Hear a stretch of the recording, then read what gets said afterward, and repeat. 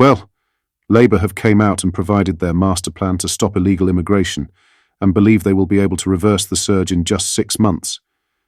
However, I do have my doubts about this incapable, far-left loving government. Let's dive into their master plan, and I'll give you my opinion on it also. But first, hit the like and subscribe button and join our fast-growing community. The Home Secretary has announced a new package of measures to crack down on illegal migration as part of Labour's manifesto pledge to smash the gangs. Yvette Cooper, alongside the PM, had canned the Tories' Rwanda deportation plan on their first day in office, but with channel crossings close to reaching 20,000 people this year alone, the government has been forced to play its hand. In Cooper's plans sit a litany of measures aimed at shoring up immigration enforcement and returns activity. And she talked up Keir Starmer's much-hailed European relations reset amid a continental effort to shore up borders and sea crossings. The measures include the hiring of 100 dedicated intelligence officers and investigators by the National Crime Agency to specifically target smuggling gangs, and increased detention capacity at immigration removal centres to boost deportations. There's a special emphasis on illegal workers in the UK, with a Home Office statement calling out unscrupulous employers. The statement drew attention to what it called a new intelligence-driven illegal working programme, which is set to target, investigate, and enforce penalties on those who employ illegal migrants.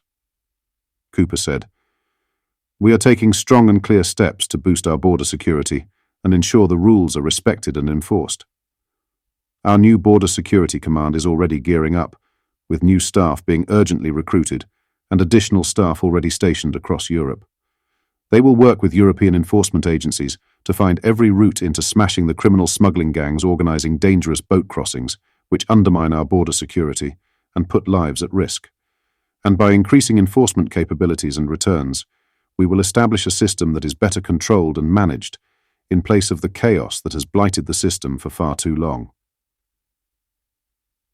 Following this, Reform UK Deputy Leader Richard Tice has reacted to Labour's crackdown on illegal immigration with scepticism that the government's plan will work.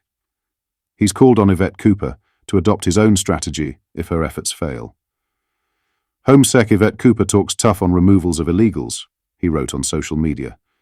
"Anyone optimistic? She has refused my call to set time limit on smash gang strategy before adopting Reform UK's strategy of pick up and take back. Like Richard Tice, I do believe their plan will not work, as I believe this is just a front and that they don't actually care about the problem. They will continue their agenda against British nationals, and I'm sure it's only going to get worse on the illegal immigration front. What are your thoughts on Labour's master plan?" In other news, Lee Anderson has championed the success of Reform UK, as the party has welcomed 3 Welsh councillors into the party, forming their first Welsh council group. The Ashfield MP travelled to Pontypool, where he met Torfaen Borough councillors Jason O'Connell, Alan Slade and Dave Thomas, where they became Reform representatives. Hailing the councillors in an interview, Anderson praised the 3 new Reform members for making the brave, bold and right decision to join the party, claiming they are brilliant additions. Anderson told host Martin Daubney, "It's a historic moment, and the feeling I got around the town and in the pub that we went into after is that Reform, the People's Army, are now on the marching in Wales. And that's wonderful news for the people of Wales, who, quite frankly, have been let down for donkey's years by the Labour Party." Pressing Anderson on whether Reform UK can make a difference in Wales, given that Labour currently hold 29 out of 40 seats there, the Ashfield MP affirmed, "It's a lot different now. The actual feeling out there on the ground, on the doorstep. People out there want change, and Reform UK offers something different. People are sick to death of voting for something and getting something completely different." Affirming the party's message after branding Labour useless in a video posted to social media of the new Welsh councillors, Anderson declared that Reform will stick to their guns with their policies. Anderson said, "We'll keep pumping the same message out to people all over the country, not just in England, in Wales, in Scotland as well.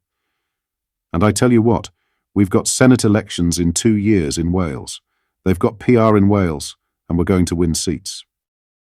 Offering a chance for Martin to join the party, led by Nigel Farage, Anderson quipped, "Martin, if you fancy standing, get your centres at Swansea.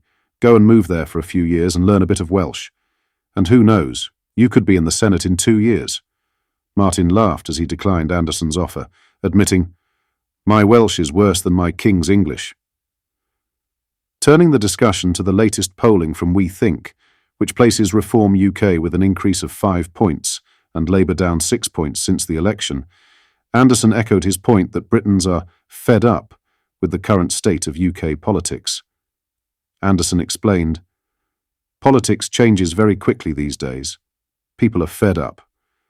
Look at the last election. Labour got a massive landslide, but the actual amount of people who voted for Keir Starmer was well down. People are fed up of voting for one thing and getting another. They've seen now that Reform has got 5 world-class MPs in Westminster, and we've got councillors now. Our membership has shot up from 20,000 when I first joined to nearly 80,000, and people are joining every single day. Donors are coming on board too." Lastly, King Charles made a kind-hearted vow to a fan in Southport to pass on a special gift to Princess Kate and her daughter Princess Charlotte. A well-wisher asked the King to give the present to the royals while he visited the town to pay tribute to those affected by a mass stabbing last month. His Majesty met children who survived the horrific stabbing which took place at a Taylor Swift-themed dance class on July 29th. Baby King, 6, Elsie Stancombe, 7, and 9-year-old Alice de Silva Aguiar were tragically stabbed to death while 10 others were left injured. The monarch travelled to the Merseyside town yesterday and was spotted reading tributes outside the town hall before he greeted members of the public. One woman, named June, handed the sovereign some pink crocheted hearts and asked him to give them to Kate and Charlotte. "I will," he promised. Charles also received a gift from 8-year-old Max, who had made a small red silk heart. The 75-year-old gently patted the boy's head and thanked him. Fans in Southport clapped and cheered as Charles made his way around the crowds. Many locals thanked him for visiting before he held a private meeting with some of those affected, including some of the surviving children. The King also signed a book of condolence, which was launched shortly after the horrific attack. Later in the afternoon, he was introduced to local volunteers and business owners who have supported the community following the knife attack and subsequent riots.